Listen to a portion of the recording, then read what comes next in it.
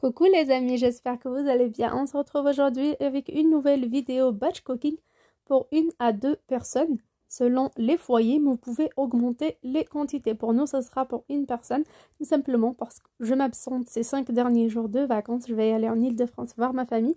Donc je prépare à l'avance les repas pour mon mari qui travaille malheureusement. Il n'est pas en vacances. Alors je commence par une soupe. J'ai pris à l'anti-gaspillage la dernière fois de la courge. Bien sûr, directement, je nettoie, je découpe et je mets en morceaux au congélateur. Là, c'est des restes des carottes pareilles que j'avais. Je les ai mises entières dans le congélateur après les avoir épluchées, coupées, ou on peut les laisser entières et laver pour la soupe. Et là, c'était du poireau pareil de la dernière fois. Alors pour les courges, j'ai fait un petit retour de course à l'épicerie anti-gaspillage que je vous montrerai par la suite. Il y a beaucoup de belles choses à l'intérieur. Donc on n'avait pas encore vu les courges pour ce mois-ci. Là, j'ai pris de la pâte feuilletée Erta. J'ai récupéré de mon congélateur. Ce sont les courses du mois d'octobre. Je les ai récupérées de mon congélateur. J'ai récupéré 2, je les ai fait sortir pour les décongeler. Une fois décongelées, je les mets au frigo, juste le temps de préparer ma farce. Alors dans une grosse marmite aux cocottes, je mets la courge, les carottes, le poireau.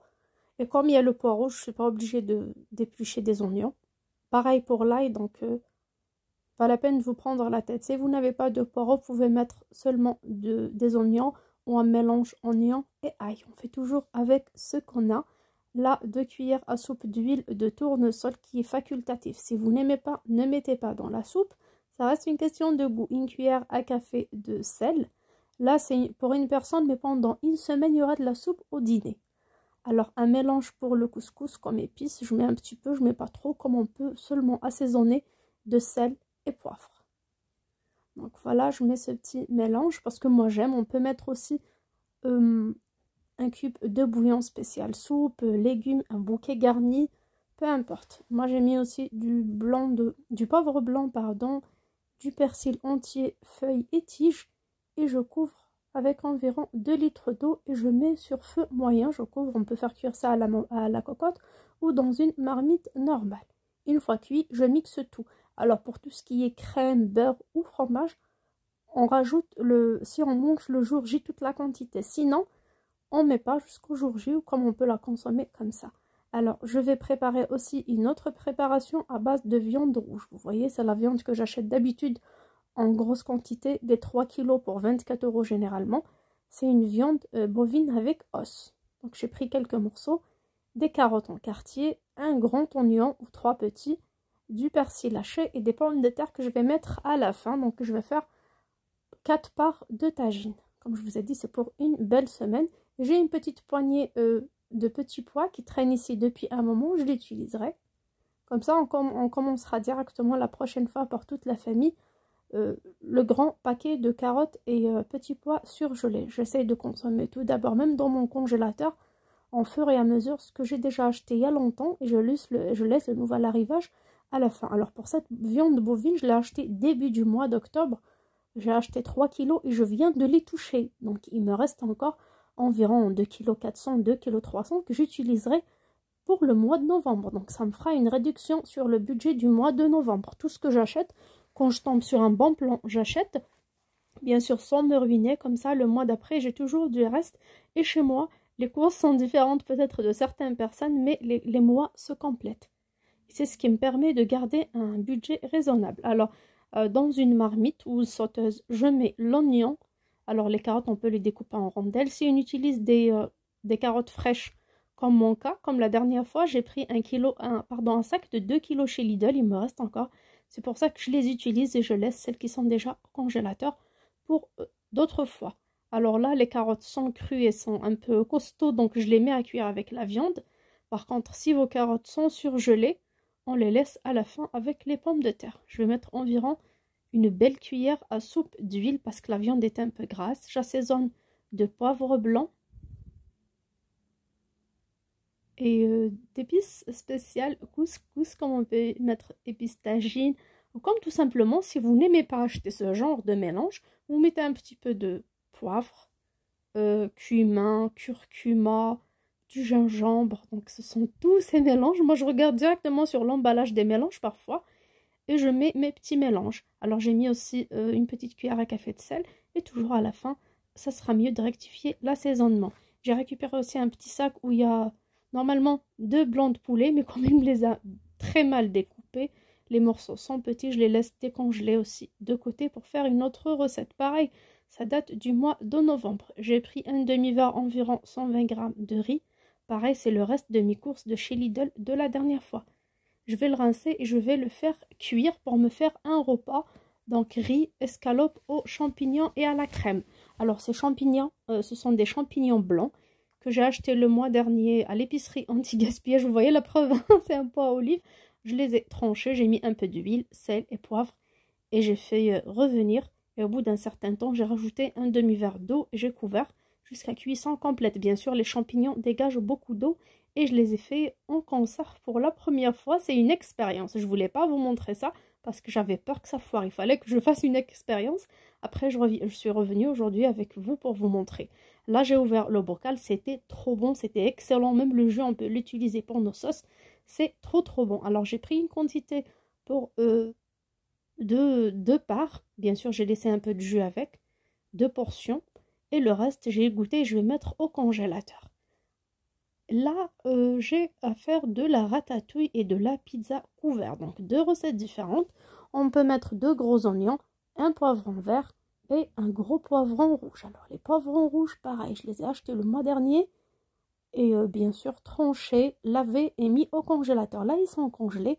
C'est pas grave, ils gardent complètement leur saveur. Dès que j'achète des légumes en grosse quantité, surtout quand le prix n'est pas trop élevé, je prends au moins 1 ou 2 pièces et je découpe et je mets au congèle. Comme ça, j'ai tout le temps de la réserve. Ça m'évite de me retrouver fin de semaine, surtout si je suis malade ou fatiguée ou tout simplement j'ai la flemme de cuisiner.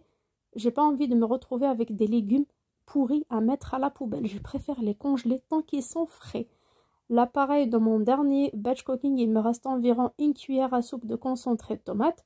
Donc, je le mets directement dans la recette, tout simplement parce que les tomates sont trop chères en ce moment. Vous allez voir, je vais réaliser 2 belles recettes sans utiliser des tomates fraîches.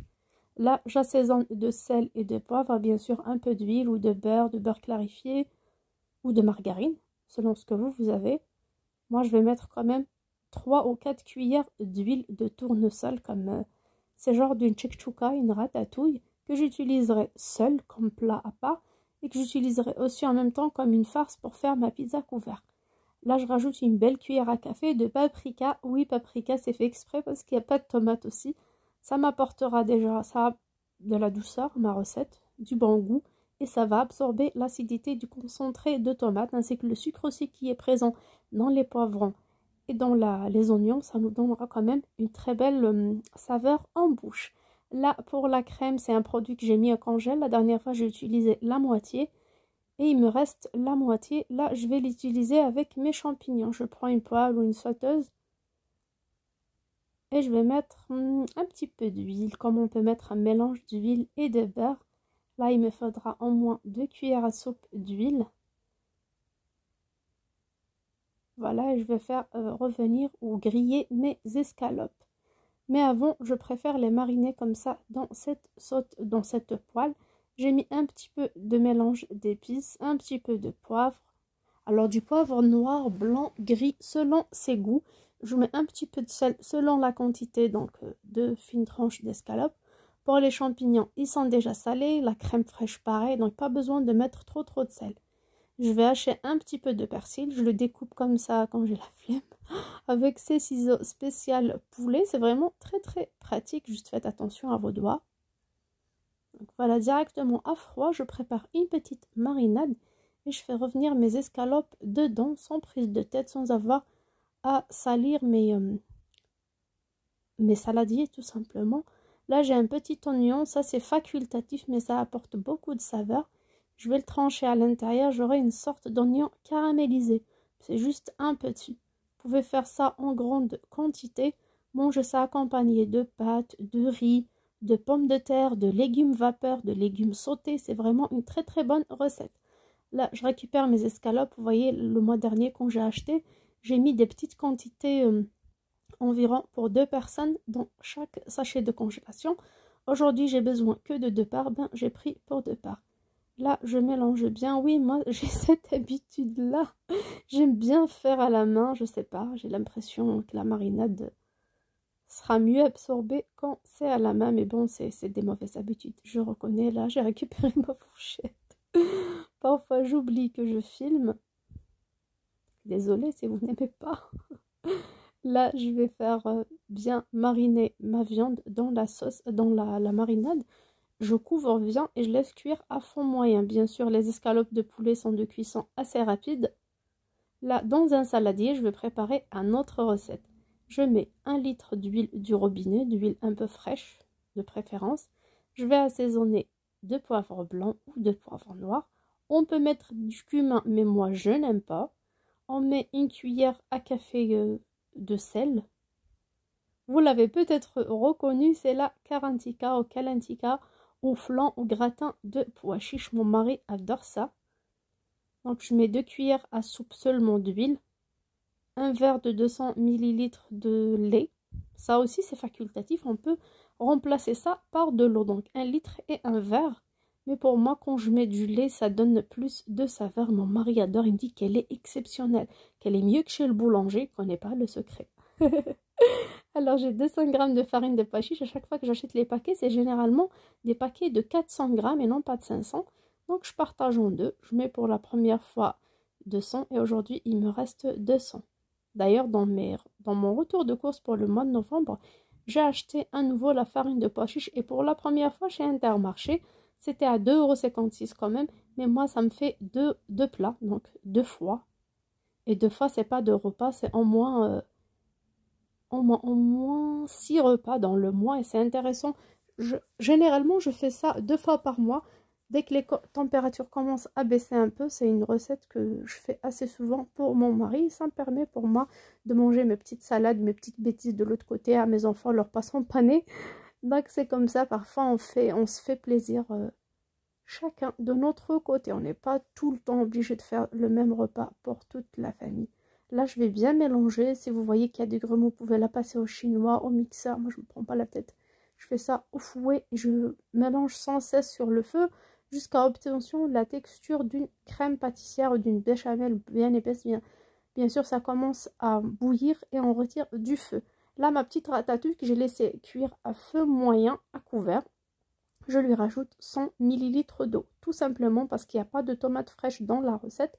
C'est un peu sec, il faut que mes légumes soient quand même cuits, même si je les aime bien un peu croquants. Là, mes escalopes étaient cuites d'un côté, je les ai retournées sur l'autre côté. Vous voyez, mes oignons sont un peu caramélisés. J'aime bien quand ça crame comme ça me donne une recette à la fin un petit peu colorée. Je rajoute mes champignons avec leur jus de cuisson. Si ce sont des champignons du conserve, il faut jeter cette eau-là et bien les rincer parce que c'est pas bon pour la santé. Mon petit pot de crème, environ 10 centilitres, je le rajoute directement. Alors si vous n'avez pas de crème, vous avez une intolérance ou c'est trop cher dans votre budget, avant de rajouter l'eau de cuisson des champignons, mettez pour une portion, une belle escalope, mettez une cuillère à café de farine.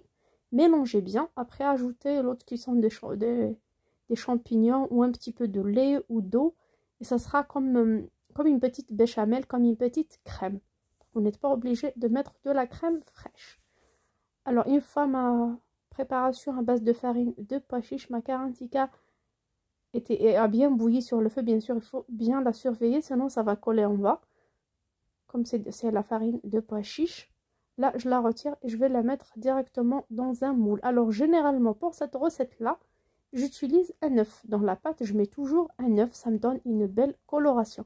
Aujourd'hui, je suis en rupture de stock. Il n'y a pas d'œuf à la maison. Comme par hasard, j'ai fait beaucoup de gâteaux. Mais moi, je n'ai pas pu vous montrer ça. Donc, j'avais peur qu'il n'y ait pas une belle coloration. J'ai fait l'expérience de mettre comme ça environ une cuillère à soupe d'huile à la surface. Et croyez-moi, le résultat était spectaculaire.